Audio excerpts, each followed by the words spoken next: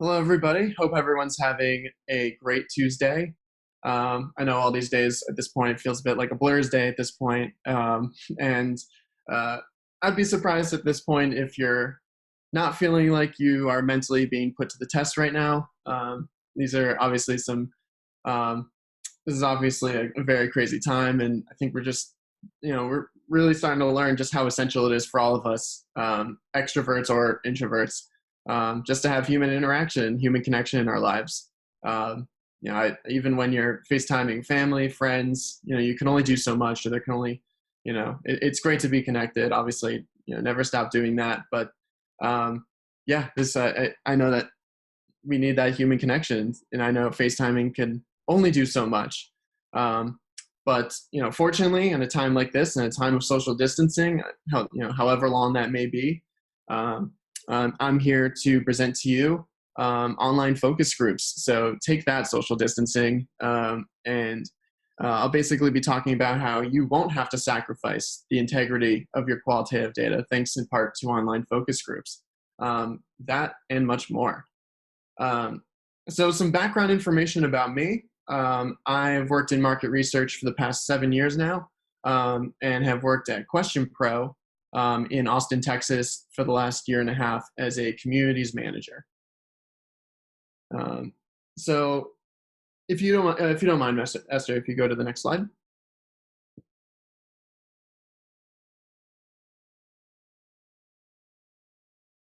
Let me know if you guys let me know if you guys can hear me or not. Okay, great. So today, what I'm going to do in this 45 to 60 minutes is basically what I'm here to guide you through is the general purpose of online focus groups and how they're executed. I'll also go more into detail about how they differ in terms of being conducted online versus being conducted in office or in lab, as well as what are the pros and cons of running online focus groups. What to look out for. Since there are components of conducting online focus groups in office or in lab that could actually be more effective and beneficial than being done online. I'll also run you through general best practices, how to really leverage your online focus groups to really maximize the insights you're looking to get. And then to wrap up, we'll provide you with an example or a case study that QuestionPro ran for one of our big clients, Energizer. And then we'll leave some time for Q&A. But before we get into that, if you don't mind, Esther, if you can go to the next slide. But before we get into that, thank you. We wanted to just thank you again. We want to thank you all for attending this webinar.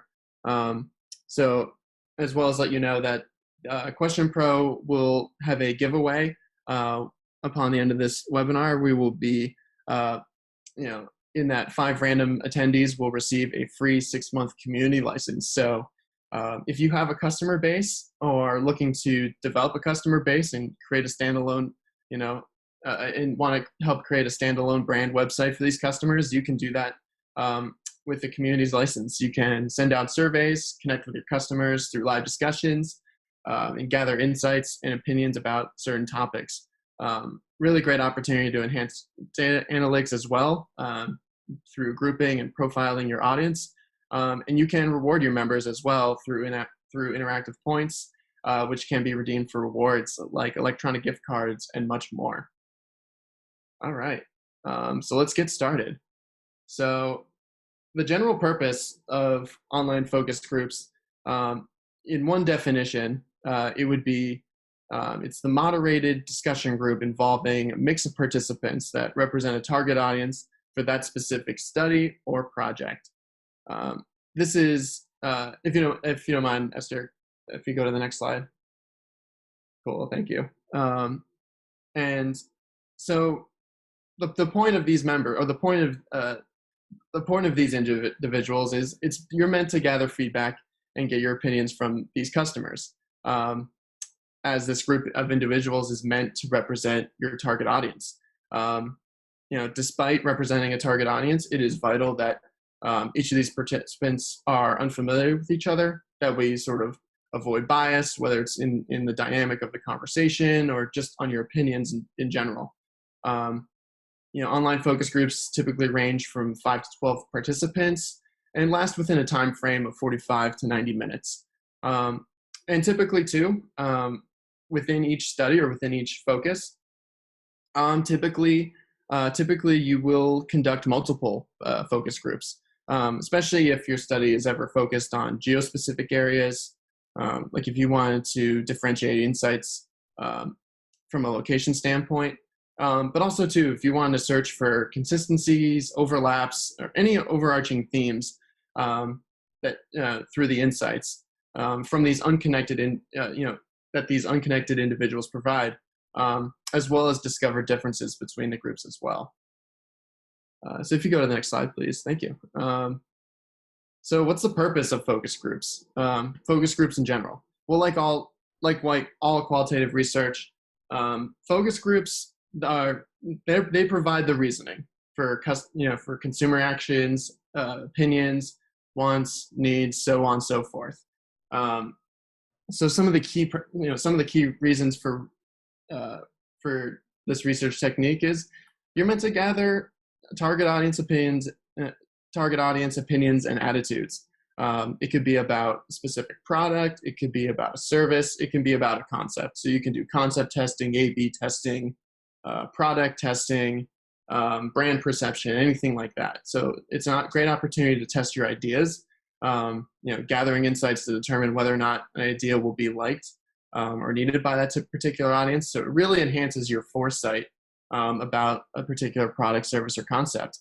And the thing is, these can either be tested early in the product life cycle, so you can explore the opinions and formulate new ideas prior to launch, or you could even try later in the process. So if you ever wanted to validate concepts or even test between prototypes and different designs before those launch, you can do that as well. And then lastly, what these do is they help provide insight into who your audience is. Something that online surveys can't always do. When you're looking at surveys from a bulk data standpoint rather than the sum of its parts, there's a barrier to that as well. So what kind of research can you conduct? What do you get out of this? Well, of course, you can explore brand perceptions. And then, as I mentioned before, is you're understanding more about the needs and thoughts and feelings of this particular audience. My apologies in advance. I do have a dog, and is like me, is equally as cooped up. But as far as understanding the needs, thoughts, feelings of this particular audience, you're stepping into their shoes and you're understanding their customer journey. So you're understanding more about the decision process and the factors that come into play when your audience is looking to buy a specific product or a service.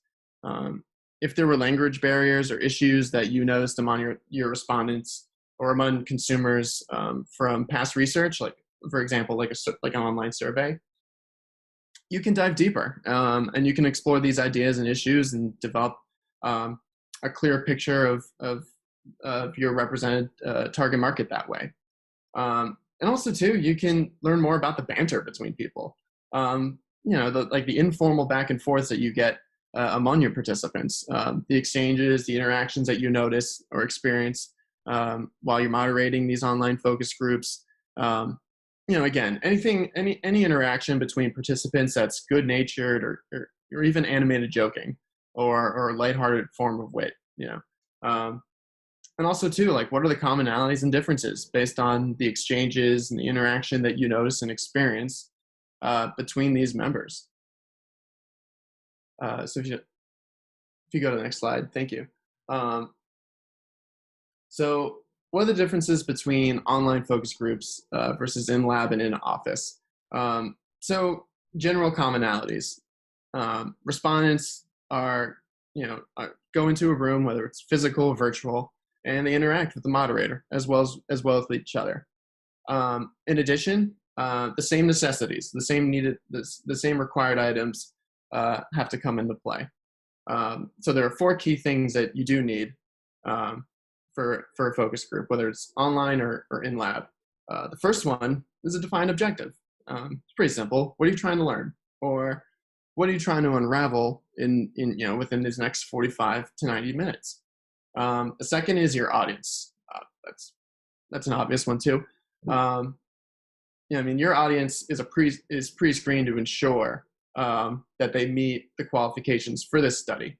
Obviously, it has to represent the target audience of that product, that service, that concept that you're focusing on, that you're conducting a study for.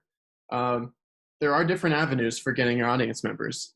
You can follow up on a survey that was taken, in which permitting that you've captured those members' email addresses or other form of contact information. That way you can follow up with them. It could already exist within a community platform or a panel or an audience or research panel. You can even track through social media, so long as they fall within a specific region or share similar interests with each other. And again, so long as they're unfamiliar with each other too. And then you can also try customer lists, not just current customers. Oh, sorry, 1 second.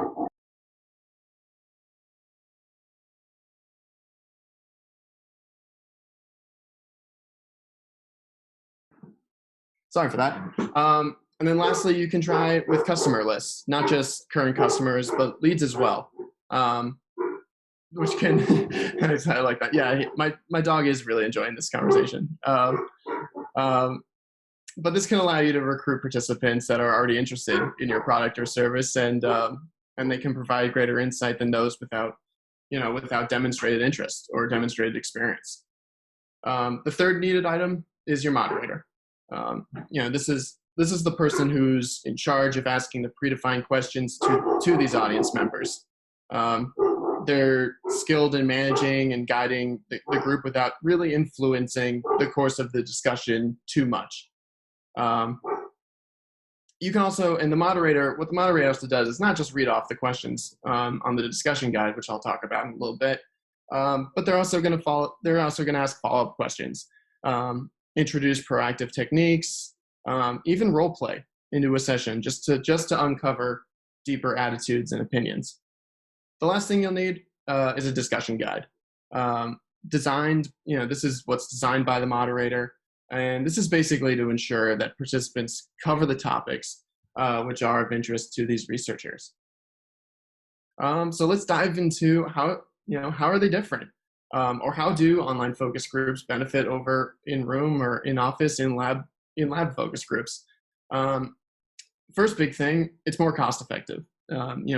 As a result of removing these physical limitations and not having to reserve it or pay for space, that's one less thing that you have to worry about. It's also more efficient, just faster than traditional market research studies. And you're just, as a result of not reserving and paying for space, you're also saving time and energy. This is especially helpful, especially when you're carrying out multiple sessions over a period of time. Thirdly, you're facilitating obtaining a diverse target audience. Because this is done in a virtual room, there are no location restrictions, and it's easier to get a wide demographic of people to participate in your study, especially when your members are represented on a nationwide or even a global scale. And lastly, too, it's also effective when you want to connect to a demographic group that's hard to reach, or anonymous participant responses. With online focus group, you do get to remove those social constructs that would exist in person. And it gives people more comfort to speak their mind.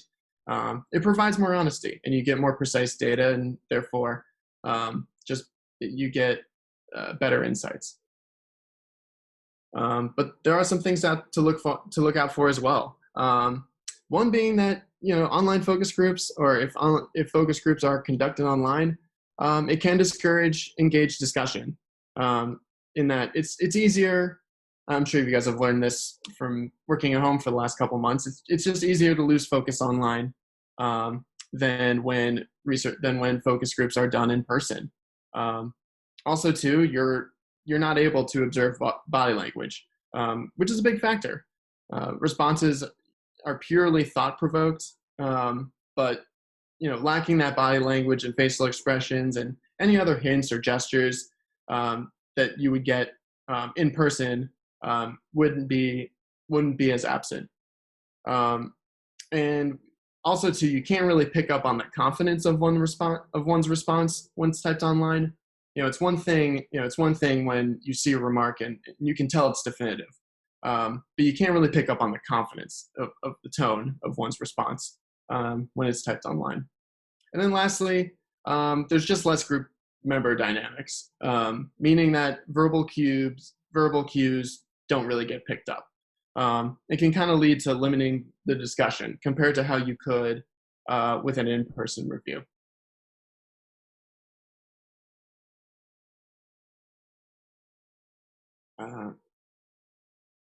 So those are things to look out for. And then as far as general best practices about online focus groups, this is sort of a master list, but rule number one, be prepared. Have a concrete research plan in place, whether you're testing a product or you're doing concept testing or doing brand perception, anything like that. Begin with the business goals of your research. And then from there, identify what the research goals are that would support those business goals. Extract some specific research questions from your research goals, and then make them be the main topics of the focus group to discuss. And then, work them into the session without really disrupting the flow of the discussion, the flow of the discussion itself.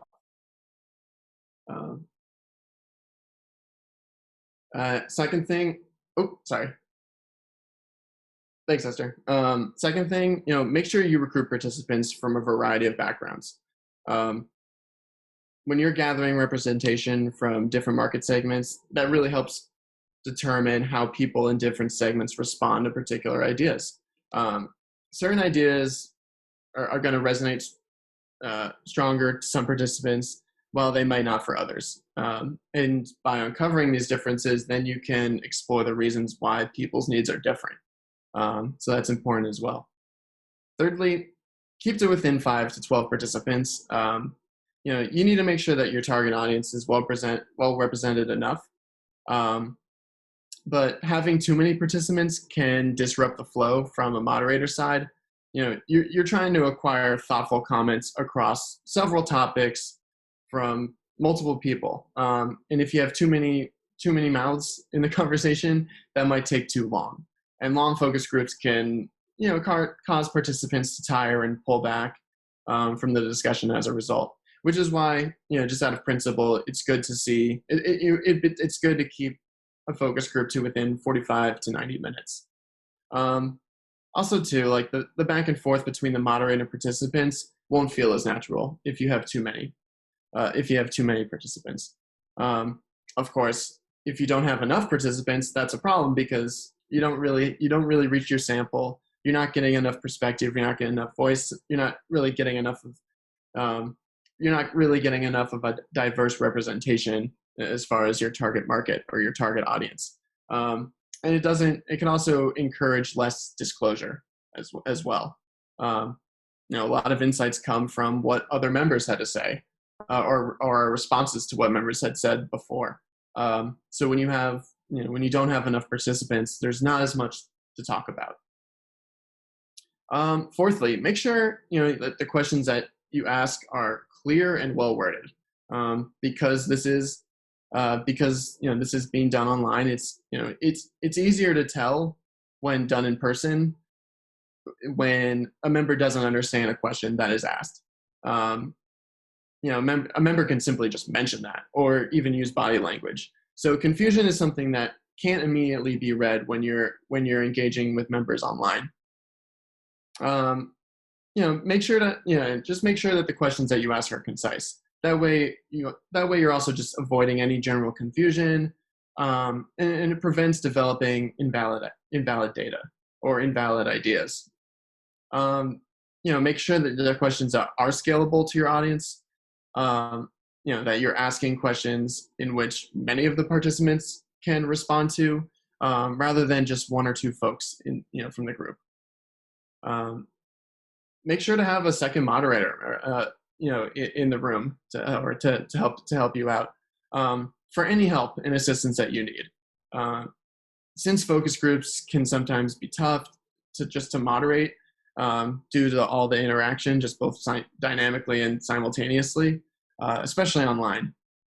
So it's really vital to have a second moderator there, whether it's just to take notes, to keep track of time, to enforce structure in the session. If it ever goes off the rails, because that could very easily happen.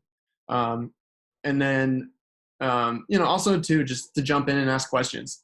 If there was something that something said, if they ever notice that there's a key point to address that could easily be overlooked, especially by the main moderator. Second last point, don't use the research plan as a script, or don't use the discussion guide as a script. You really want to strike a balance between free-form discussion and a structured research session. As you work through each topic and as new ideas arise, explore them. Really see what they mean and whether you get multiple perspectives about them. But at the same time, a discussion can't gain too much momentum. Spending too much time over a specific question that is asked might or might not have as much relevance to the research plan that you had going in. Comments are getting posted from all over, and that can be difficult to maintain, and to ensure that you want to ensure that you're covering all of your planned topics. Especially, if you're running multiple focus groups for the same study, that can also help. That can also help. You adjust what questions that you want to ask, or dive deeper into a focus that you just didn't have enough. That you feel like you didn't focus enough on in a prior focus group, just based on the level of engagement or relevance to the study and to the audience itself. And then lastly, as far as focus groups go, don't rely on focus groups alone. Whether it's done in lab or in office versus done online, you have there's the potential of to remove the groupthink. Some participants will be swayed by the opinions of others, of more dominant members, within the group. That's just going to happen. So some participants may feel a little pressured to conform to other opinions and attitudes. Again, this is another big disadvantage about focus groups in general. This doesn't really differ between online versus in lab or in office. But also too, research has found that what people say can be different from what people actually do. So it can create misleading data. So that's why when you have a particular focus or a particular study, don't rely on focus groups alone. Follow up with a survey, or start with a survey and then follow up on focus groups, and then really fill in the gaps. Really get to know the why in regards to the survey data that you got.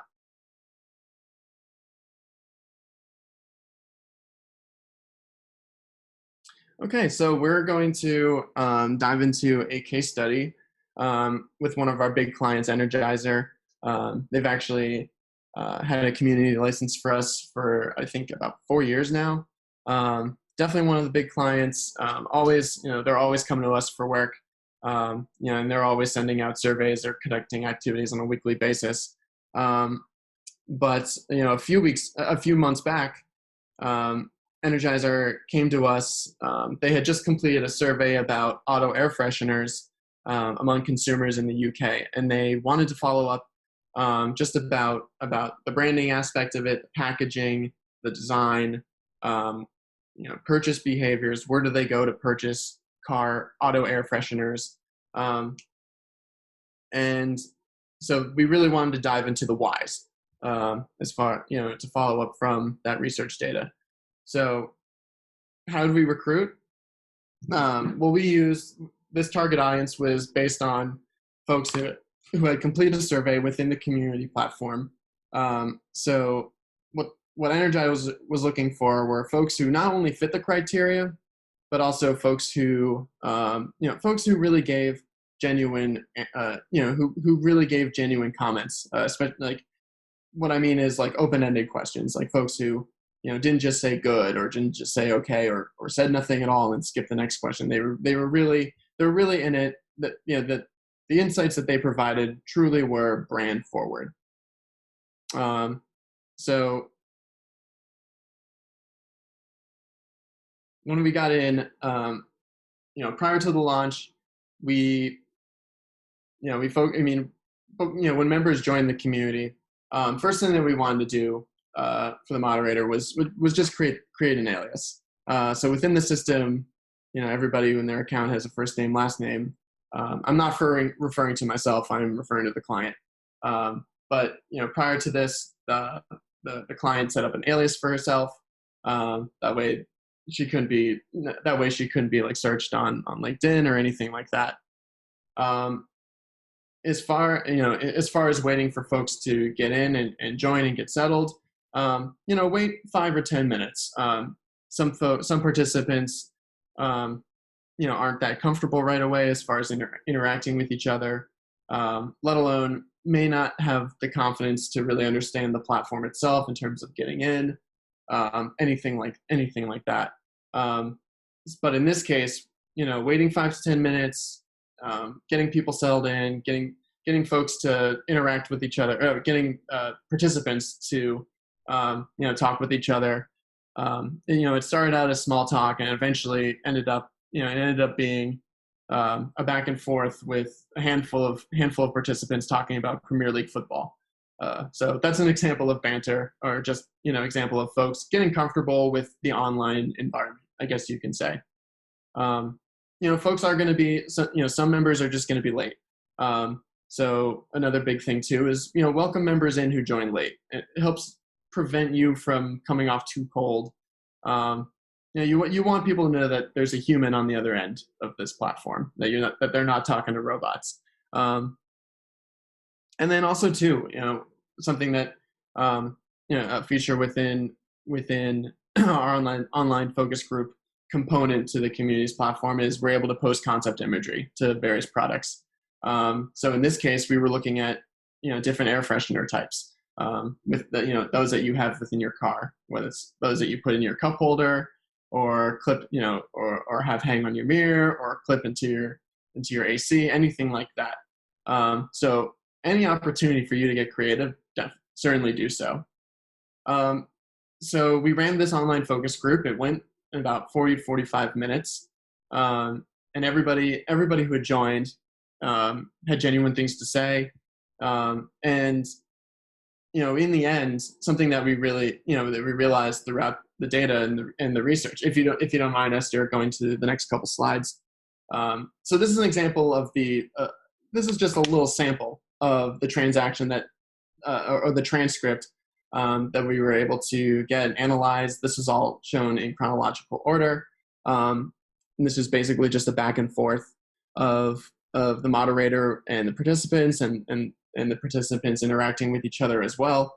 And, again, very small sample, but a lot of insights, a lot of insights about, because we initially, focused on, okay, how many vehicles have you owned?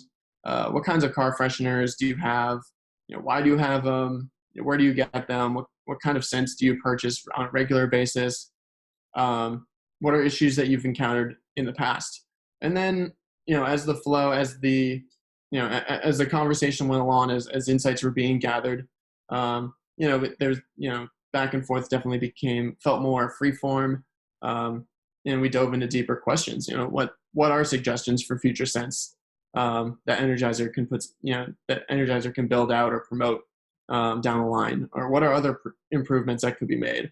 What could stores and manufacturers do to get these new air freshener products? Really getting into the mindset of consumer behaviors or just consumer patterns, just based on where they go to shop. So as a result, following up with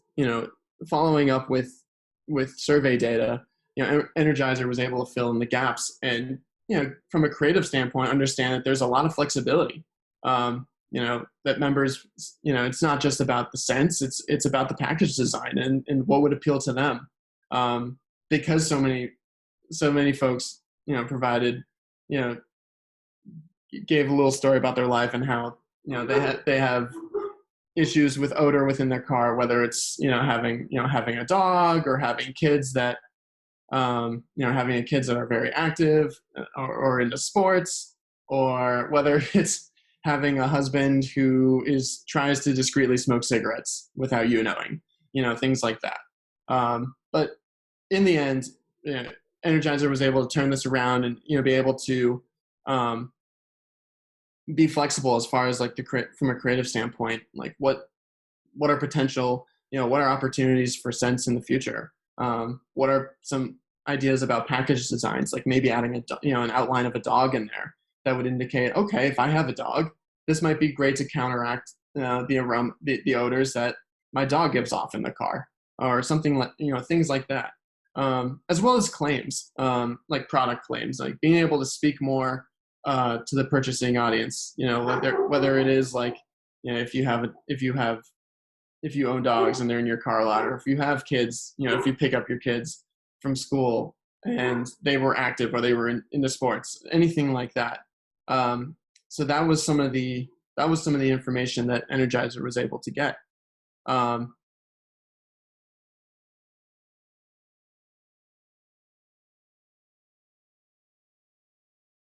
Okay, I'm just going to open up.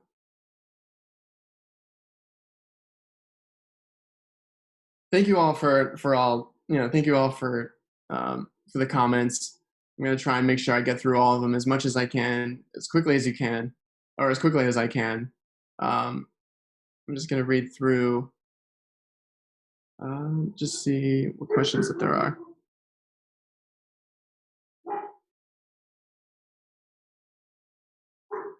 So I got a question earlier.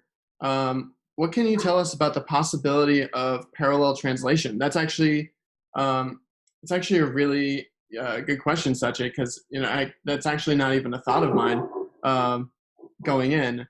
The possibility of parallel translation. I actually need to know more about that, and then I can definitely follow up with you. With you on that. A question from Cindy Shaw: why does the moderator need an alias? For any reasons, just because we live in the world of social media now.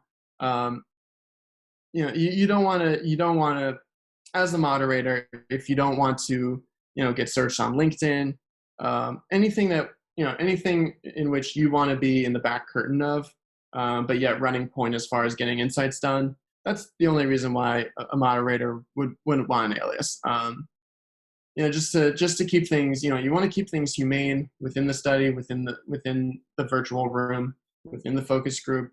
But anytime the moderator just wants anonymity, that's would be the only reason for having an alias.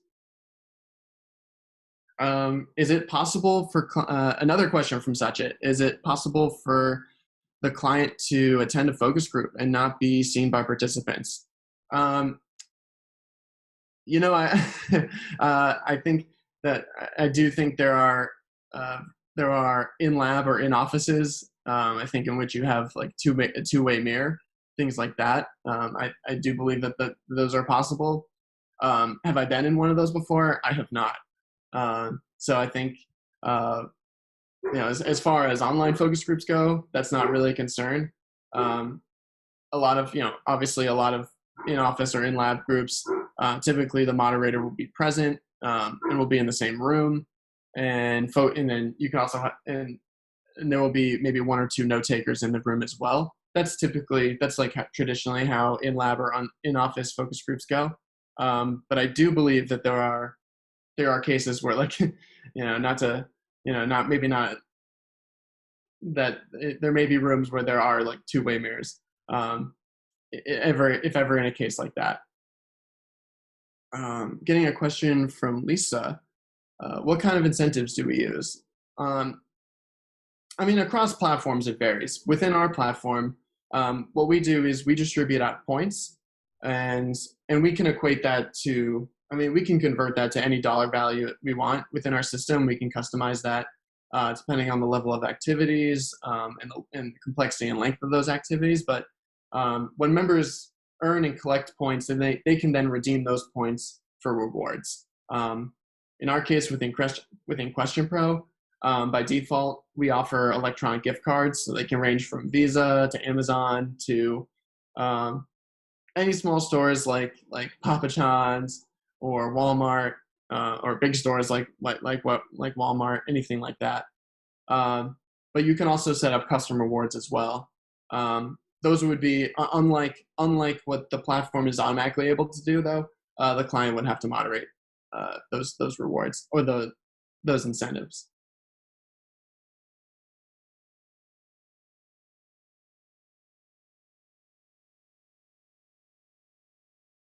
Hey, John, I believe there's a few more questions that are open in the Q&A section. You want to go ahead and grab those? If not, I can read those too if you like. Yep, yep. And there's a whole bunch in chat. I know I've answered a few while we went along. However, we're also going to be capturing all the questions, and we'll be doing a follow-up FAQ for everyone. And I do see a lot of really good ones here, although we do have some limited time. Maybe I did really get a good question for you, John, and maybe this could help, because I think a lot of people ask this. What is the difference, or what is the benefit of doing an online focus group in this particular format versus like doing Zoom calls or a Zoom meeting? I think it's actually that's a really good question. Um, I think it just depends on the capacity of the platform that you're utilizing. Though, I mean, for me personally, I'm certainly open to the idea of it being Zoom calls or things like that, because since that you are able to capture data, you're able to record um, the online focus group itself. I think it just also too is a matter of, um, if you don't mind, Esther, the question was how do online focus groups benefit versus like when done in a virtual room like that versus done within a Zoom call. Is that correct? Yes, correct. Yeah, what's the difference between doing it like in a Zoom webinar, like we're doing it right now, versus doing an online, doing it via a focus group, via like a discussion? What is the benefit? And you got most of it, I think. Okay, cool. Yeah, I mean, I will say if you were to do one on a Zoom call, that would certainly benefit in that you're able to get the tone. Like as I mentioned before, you're able to decipher definitive comments better. You can really get the confidence in the tone. But as far as being done within like a module, which you would have to type your answers, I think in one way that benefits is being able to go back and do the analysis. Sometimes you're not able to articulate what other folks said. Maybe it's just because they were spoken over by somebody else. But you don't get to have that when comments are written out. It's great for you can always refer back to analysis there. You're not able to try. You don't have to try to interpret. That is of course if there was like a misspelling. But again, something that we as researchers are able to decipher for on our end. And also too, like if ever you wanted to utilize verbatims, it's not just about quantitative survey data, but within your reports, if you build out reports, um, you're really able to pull out the verbatim. And then also too, as humans, sometimes we will say things without really thinking, and when you're doing online focus groups in which you have to type in the answers, there's thought and there's care put into it. Slightly more, and there might be more hesitance into sending something off versus if you were saying something top of mind.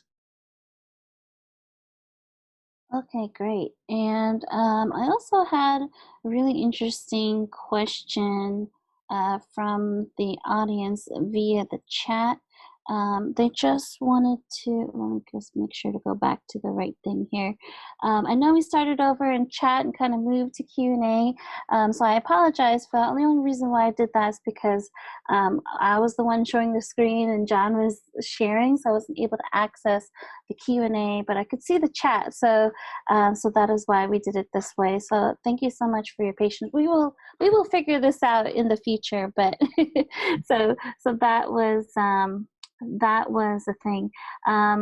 So just one more time, I'm gonna, what is the benefit of doing the online discussion style versus Zoom? Can you just do that one more time? I think there's a few people asking that over and over, and then that, so they want to get kind of a clearer answer there. John, can you do that? Yeah, certainly. I mean, they both benefit in the fact that you are literally removing physical limitations. You're not reserving or paying for space. You're just using a platform, whether it's Zoom, whether it's QuestionPro communities, anything else. Going back to, so as far as specific goes, I think when members are posting comments rather than saying them within a group, like if you wanted to listen to the audio recording, you're going to hear a little bit more banter. Now it's good to get banter, but there might be a really strong comment that you just didn't hear well. It might have just been foggy audio, or someone else was talking over, things like that. It's just things that you can't really count on quality audio. Just like how we were trying to adjust our audio earlier in this webinar. You can't always count on that. Whereas if you were to set that up within, like online chats and stuff, members, permitting that they have internet connection, they'll be able to send off comments, but also two, members will put a little bit more thought into what they write versus what they say. If something that comes to mind, you're going to say it. More likely, you're just going to say it versus writing it out, reviewing, and then sending off. It just also, basically the content, there's more quality in the content, if that makes sense. But I'm also, I'm open up, I'm not going to be one who says that this way is better than the other. Each have their own benefits. There's a ton of overlap between the two. So those are just the things to take into consideration. It really depends on the research that you want to do, what approaches that you're trying to take, what questions that you're trying to take, that you're trying to ask, from just a complexity standpoint, things like that. Okay, great. Yeah, so I mean, obviously the answer is just depends, which is probably the market researcher's favorite answer to everything, right? So, but I also see I do see two more questions, and then we'll go ahead and wrap it up here. But John, you're doing good, and just don't worry. Like all the questions, we're recording all those from chat and also via the Q&A section. So we'll definitely share all of these. These are wonderful. Thank you so much. I do have a question from Allison. She asks, have you noticed any cultural or regional differences in enthusiasm for participating in online focus groups? John? So actually, it's funny that you asked that question, because I have had that experience in the past, when with a past company, we did an online focus group about a Jabber product, and we were testing it out among a sample from San Francisco and a sample from New York. Being from Connecticut, I know that demographic is definitely, I love the hustle, but there's definitely less fluff. If you talk to professionals who are in New York, and obviously both cities have such great energy, but there was definitely like okay, what's the point of this for me sort of thing. But that's a very, I feel like I'm giving a very specific response, but I'm trying to, that's a really good question, because there always is. because from a geographic standpoint, they're just going to be different lifestyles. Um, if you're living in New York, you're probably not going to be, and if you're living in New York, you're probably not going to be in a car as often. Like I'm just going back to like talking about like car air fresheners or things like that. Living in New York City, you're probably not going to be in a car as often as you would be if you were in California, or like in particular Northern California, um, things like that. So definitely, a lot of it pertains back to like um, about general lifestyles, and a lot of things come into play. Like there are there are cultural differences, and then there are just personal norms, personal values, um, and then there are just given circumstances. By that meaning, like where are you, um, how old are you, and just normal things that would have an effect on your lifestyle. Like what do you have kids in your household or not? Uh, things like that. Right, right. Yeah, there's a lot of really good questions here about, the cultural differences, and I do agree with what John has said. It really just depends. I think now, especially with social distancing being a global thing, we're all craving connection. We're all craving seeing people via in person, even if it's on a video. It's just what we want. I mean, humans are humans, and we crave true human interaction, and so that's why I see why a lot of people are asking these types of questions. And so having both is key. Also knowing your region, knowing the culture that you're working in is going to be helpful as you transition and use this to augment your study. So I think that's a wonderful point that you have. So we have one more question for you, John. Um, and I think this is a really good one just to kind of end so everyone can kind of think about this. And of course, before we end, also make sure we get you to do your conclusion and see if there's other ways that people can reach out to you. This one is from Andreza. She wanted to know if there's any online focus groups, have they been used in scientific research, or how can you use online focus groups? So a way to do that, yes, typically when you're doing product tests or whenever you're doing like scientific research, yes, they would want you in office or in lab. If that wasn't available, like in the past, we worked on a focus group with Procter and Gamble, and um, it was about a new Gillette razor. So what we were able to do is, and it really depends on the resources that you have. Um, they had the members to join, but they also had their contact information. They had their mailing information. They were able to send them. They were quite literally able to send them a new razor, a new razor for sensitive skin to try out. Literally, what was it like the first time you tried it? What was it like the next few times after you tried it? And it was a lot of focus, and a lot of it was follow up on, do you foresee yourself using this? What were some of the disadvantages of using it? Things like that. So it's not, if you want in the moment, in the moment sort of scientific research, it is possible. I mean, obviously, if you can get everybody together and make sure that they have, you know, the products that they're testing or the research that they're conducting on hand, then great. Especially if you're doing video chats or doing video calls. Um, but it would be something where it would sort of be a step-by-step process. If you were to do it on an online focus group that involves online chatting rather than rather than voice or voice and video. Right. Okay. Sounds great. And let's go ahead and wrap this up. I know we have a few other questions. I'm capturing them as they go along in both the Q&A and the also the chat section. So like I said earlier, wasn't able to access the Q&A while everything was going.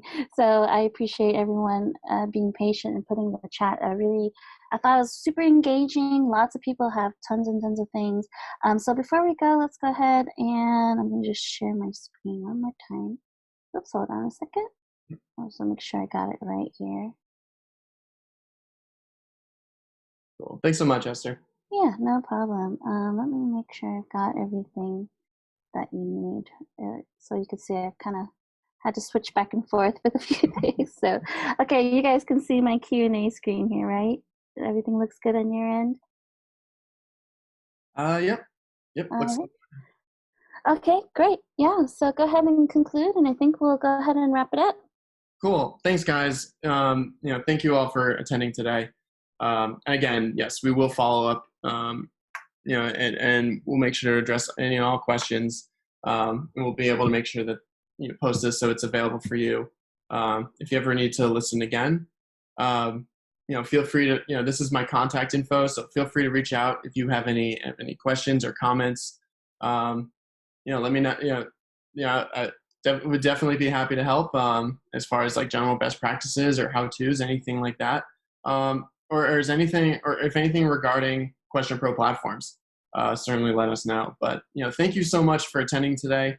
This was the first research webinar of 2020, the first of 6, and we hope you are there on Tuesday, May 19th, same time, so 2 o'clock Eastern, 11 Pacific. I think I did that math right. Wherein I will be talking about card sorting. So That's exciting.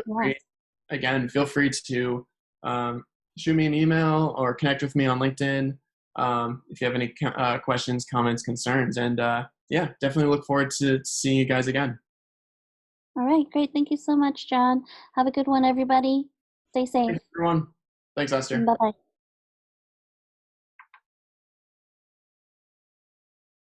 Thank you.